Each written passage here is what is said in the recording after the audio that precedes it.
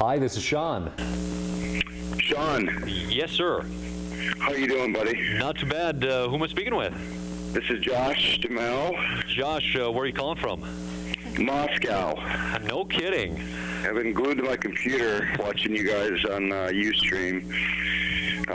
You know, it's difficult to see some of the stuff that's happening there right now. Yeah, it really certainly has made a very big impact. I think not only to North Dakota, but it's certainly garnering a lot of attention around the world. So I have to ask, Josh, how did you first find out about what's going on all the way halfway around the world here? Well, my sister and my whole family is Minot, and I've been keeping in touch with them and trying to, you know, see how bad things are going to get, and they're moving out of their house, and it looks like they're going to lose their place too. And I'm sorry to hear that you and Jim and Perry and everybody are going to lose their houses. It's heartbreaking. Yeah, and we certainly appreciate that. And that was actually my question. Does your family have a place to go here in Minot? What's kind of their? I mean, you don't have to go into great detail, but do they have a place to go? Yeah, my sister is going to be staying at my mom's place. They live on the south side of town. They're up a ways, so they shouldn't be affected by it, thank God. Oh yeah. But I mean, it's horrible to see. I mean, you see places that I knew growing up, Sammy's Pizza, Ramstead Junior High, all these different places that you know, that it's just like they were saying yesterday on the news. You see these things happen in other places around the country and around the world, but when it happens to you, it's a little bit more impactful, I guess. Yeah, when it hits home and you start to realize the places that we grew up and areas like that are now essentially in the face of destruction, it certainly does take on a whole new meaning. Now, when you grew up here, Josh, I think for some of the people, because we are literally broadcasting around the world as you're watching in Moscow and some of the other places, how long did you live in Minot? And you know, just kind of give me the idea of what Minot meant to you growing up here. Well, I mean, it's still home to me. This is. I went to elementary, junior high school, and college in Minot, and lived there till I was 22 years old. So I know I'm seeing these places that are in the flood zone. It's just unbelievable. You hear about. You know, there's threats of floods here and there, but and just even a couple of weeks ago, my sister was out in L.A. Visiting with her husband and the kids, and there was a threat then that something was going to happen. Then it didn't look like it was going to be as bad, and so everything seemed fine, and all of a sudden, boom, this happens. And I feel a little bit silly sitting here in Moscow promoting a movie when I feel like I want to be home. Well, and you know, if there's any one thing that I can tell you, Josh, Tom and I were just even talking about that. You know, we have to keep some sort of normalcy in our lives. I mean, even you know, my wife and my kids were displaced among the 11,000 plus people in the area. But I think it's that one thing that we need to try and create a little bit of normalcy in our lives to basically get through this. And I know that sooner or later, yeah, it's all going to come to terms, and I'm sure you and your family are going to rally around and help your sister. And I believe your sister kind of lives down in that area that Jim and Perry live in. You know, it's just the out by the fairgrounds. Down by the fairgrounds. Yep, in that Souris area, Souris Drive area. But yeah, it's really tough to come to terms with the idea that when you leave your home, what you're going to come back to is just something else. Yeah, well, you know, if there's anybody that's equipped to handle something like this, is the people of Minot. And you know, I've been talking to my sister, and I've been talking to the Red Cross for the last couple of weeks. We were going to try to put something together quickly a couple of weeks ago when it was happening. Then I decided that it's maybe best to push it till the end of the year when we can really organize it the right way. They do something in Santa Monica that I've been working with them with for the last couple of years called the Red Tie Affair, where they they raise a whole bunch of money and they have a big event where, with the auction, and, people pay a certain amount to have a table and all these things. And we were thinking about doing that, but now it seems like there needs to be something more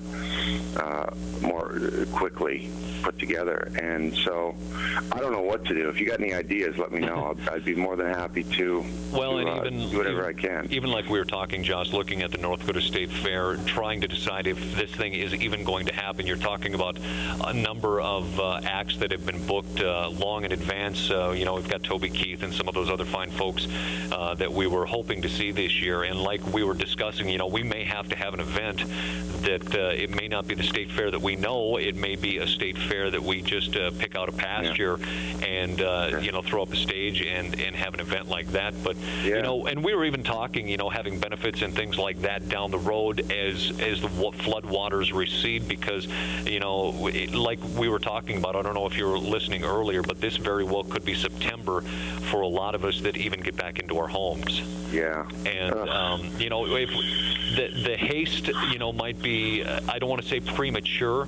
I know the city of Minot would be more than grateful for anything that is put together for any help, and whether that's just helping with folks that are displaced, or just a community effort to help get the city back on its feet. That's something that can be considered down the road. And I thought you were going to ask me if I wanted to come in and sing a few songs or something. Nobody wants to hear that. That's about like me. That's his wife. Well, yeah, Kate's sitting next to me, and she said maybe he can convince his wife. I think she might be able to carry a tune. Well, she sends her best too. Believe me, she knows all about what's going on. She's in France right now. I'm going to see her in France, okay, in a couple of days, and she loves coming back to Minot with me, and she loves my sister and the family and everybody. So she's feeling for you guys too. So who knows? I'm going to try to talk her into doing something. Okay. Because I think people would rather see her sing than me. Okay. I can't promise anything though. We're not going to, Josh. We're not going to hold you to anything whatsoever here, because we are going to do some kind of an event though at some point. But I like that idea of doing, even if we can't do it at the fairgrounds, do it somewhere else. Josh, you were talking about going to Ramstead Middle School. Yeah. Earlier, we've got a picture on the screen. I don't know if you're webcasting right now, but it's a picture from the '69 flood of Ramstead, and they actually still to this day, Josh, have that watermark on that main door. When you walk in, you can walk straight ahead, and it's about a 5-foot line on the wall. And unfortunately, if we don't get a levee system built around that school as well, we're going to have to add a new watermark that is going to be about 7 feet higher than what it was in that picture. So, I mean, that kind of gives you an idea and gives everyone else watching the tragic fate of what's headed for all of the Souris Valley. So, it's tough to swallow for any of us. And like Kate said, she's brand new to Minot and is coming into a community that's pulled together to help save as much as we can, and knowing what's ahead for all of us. But no, I'm certainly it'd be great to talk down the road, like you said, to put something together. What that timeline might be, who knows? I mean, we're in such uncharted waters right now with a situation like this.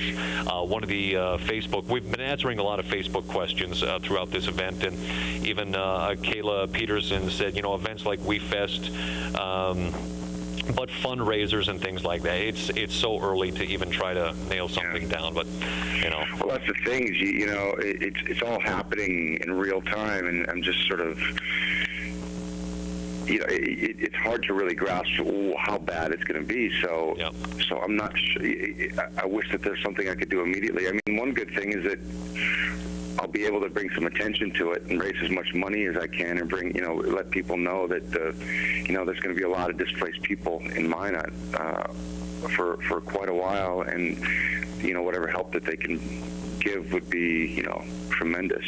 And so that's what I'm going to try to do for now. And, down the road, whether it's a month or 2 months, we're going to try to put something together to raise as much money as we can to help those people that are in need right now. And I can only say, speaking on behalf of everyone, we would be tremendously grateful, if nothing else, for the attention. That's certainly one of the first hurdles to get over when we talk about trying to recover from from something like this. And I think, Josh, if you keep an eye on our webcasts and pictures on Facebook like that, we'll hopefully try to keep you in the loop and everyone else on exactly what kind of mess we're going to be dealing with. Because right now we're just basically in the throes of the beginning from Black Hawk helicopter ride that I even took today, looking at just... Yeah, I saw the footage of that. Yeah, it's unnerving to watch all the water that's coming down and knowing it's coming to your house. So... Well, you guys are doing a tremendous job sort of keeping everybody apprised on what's going on. I can only imagine what you guys are going through. My heart's with you.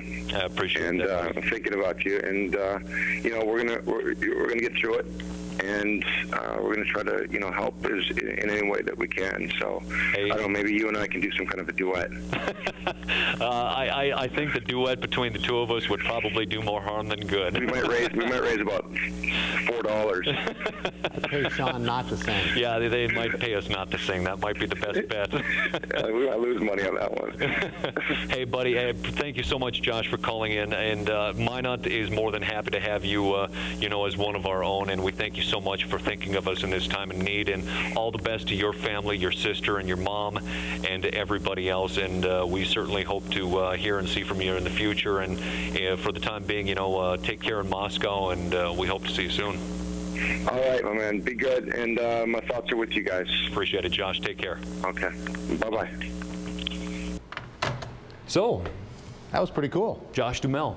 That was pretty cool. Is that your first conversation with him? That's actually the first time I've ever talked with Josh Duhamel. You know what, and I'm going to say this, and because you know, I've watched the Transformer movies, but you know what, on my DVR to this day, I still record Las Vegas, and I've seen them 3 times. It's on TNT. I watch, nice. You know, so.